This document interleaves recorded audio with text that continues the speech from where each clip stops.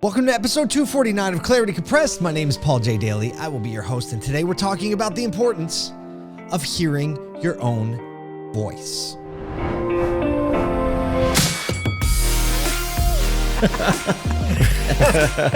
Let the good times roll. This is Clarity Compressed. When I record, if you ever watch the video, you realize I have these little in-ear monitors is what they're called. They're not headphones. We're going to be fancy for a second. These are in-ear monitors. They're actually made for musicians, typically, that are playing on stage, right? You see them have the little in-ear monitors so they can hear what they're saying. And that's the point of monitoring, right? You're hearing what it is that's coming out of your mouth, going into the microphone, going through all the equipment and coming back. And that's what you hear. Now, if you don't hear your own voice, like, have you ever seen anyone, like, when they're singing, they'll, like, singing some harmony or something, they'll pop a finger in the ear and they'll, like, do the whole little thing, okay, up into the mic, get the little bit of sass going on. Well, they do that so that they can hear what is coming out of their mouth, not so they can hear everybody else.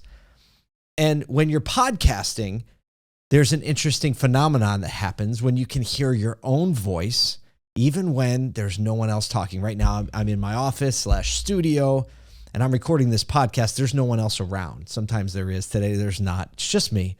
But I still have the in-ear monitors in so that I can hear my own voice. I can hear what it sounds like in the microphone, because if I don't, I could be tracking off the microphone like this, and what I won't realize is that my face is moving away from the microphone. Therefore, it's not being translated, and that means you wouldn't hear it or it wouldn't be clear enough.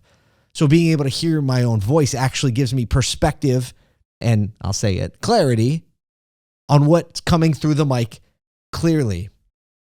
This actually gets much more compounded when I'm podcasting or interviewing or having a conversation with other people involved on the show as well. They need to have ear headphones on, or in-ear monitors or headphones, so that they understand how their voice is coming through. Because if we don't, especially if they're untrained and kind of, not used to being on podcasts, they will move away from the microphone, is one of the things that will happen. But another very interesting thing will happen if they don't hear their own voice in the conversation.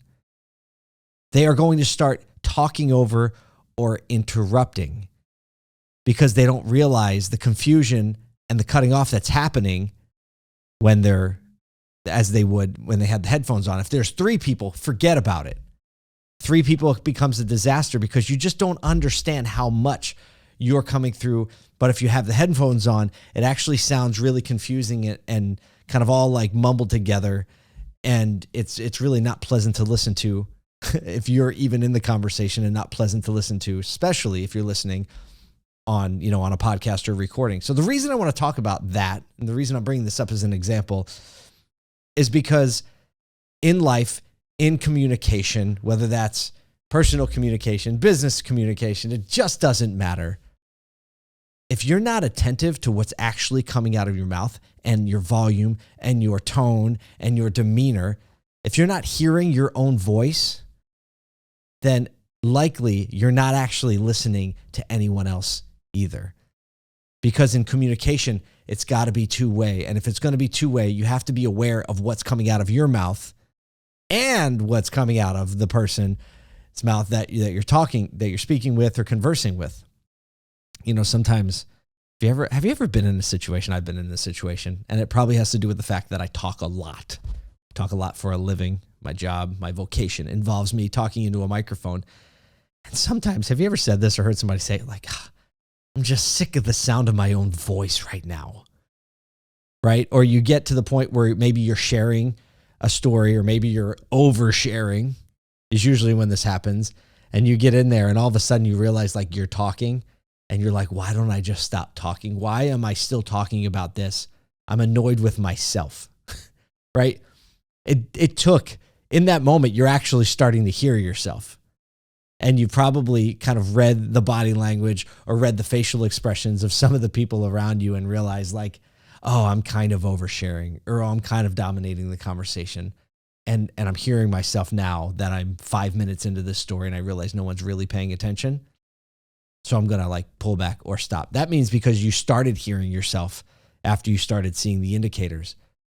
But what would it be like if we were just always aware of our own voice? If we were always aware of how we're coming across, or the intentionality of our words, or the demeanor of our words, and we're able to observe in real time what's coming out and also what's coming back at me from the audience, from the people that I'm listening to.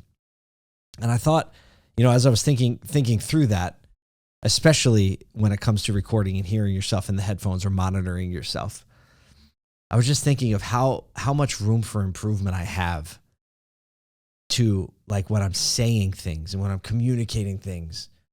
What if I was paying more attention to my voice, right? I'm not saying that in a way where it's like, like my voice is the ultimately and most important thing. It's not, but my voice is the one I have control over, right? I don't have control over how people respond or how people are listening, but I always have control over what comes out of my mouth and how it comes out and how thoughtful is or intentional is. Or also I have control over how flagrant it is, or how, like, I could just be talking without any real intentionality, without any real, fill in the blank, without any gratitude, without any intentionality, without any desire to serve other people, without desire to listen more than I speak, and on and on and on, and all these traits that I want to grow in and I want to hear in. But it all starts with hearing your own voice. It all starts with being aware of what's coming out in real time, so that I can avoid all those other things that I just talked about. I can avoid talking over people. I can avoid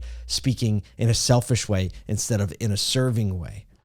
I can avoid just like lecturing my children instead of trying to hear and see and observe the intent that is behind the actions that they're taking, or the emotions that they're experiencing, or whatever it is. I think in parenting, particularly because a parent has like this natural place of authority where everyone has to listen to us, because the kids do, because we're the parent, and we can, like, just be honest, we can shut their internet service off, which is like the pinnacle punishment these days. Back in my day, it was like, you can't go out anymore and play with your friends, right? It was like, come in when the street lights are on. And then if we are like, well, you can't go out and play, you have to sit inside, and I'd sit in the window and watch all the other kids play. And that was the big punishment. But now the punishment is like, yo, I'm killing your Wi-Fi. I have a software, a home router. It's called Eero, E-E-R-O, for all the parents out there. And I have the kill switch right at my disposal. I don't even have to be home to kill it. I could be traveling at a business conference. I could be somewhere on the West Coast and get the word that, like, yo, someone's not doing what they need to do. And it's just like, oh, I know how to fix that. Kill switch on the internet. I digress. But as a parent, we hold all the power and the leverage. So it's like kids can listen to you and they can be like, yeah, okay, yeah, I'm sorry. Yep, But unless we're actually in that moment, like, we can just keep over talking and we can keep going in there without actually hearing our own voice and kind of being more aware of the situation. So I wanted to share that little thing to you today because I think it's something that a lot of people struggle with. I think all of us want to be better communicators. I think all of us want to be heard. And if you want to be heard, the first person you have to be heard by is yourself. So hopefully you remember this little example. Headphones, in-ear monitors, the importance of hearing your own voice before you expect anyone else to hear, much less listen to you. Thank you so much for listening to me. I will see you next week. We can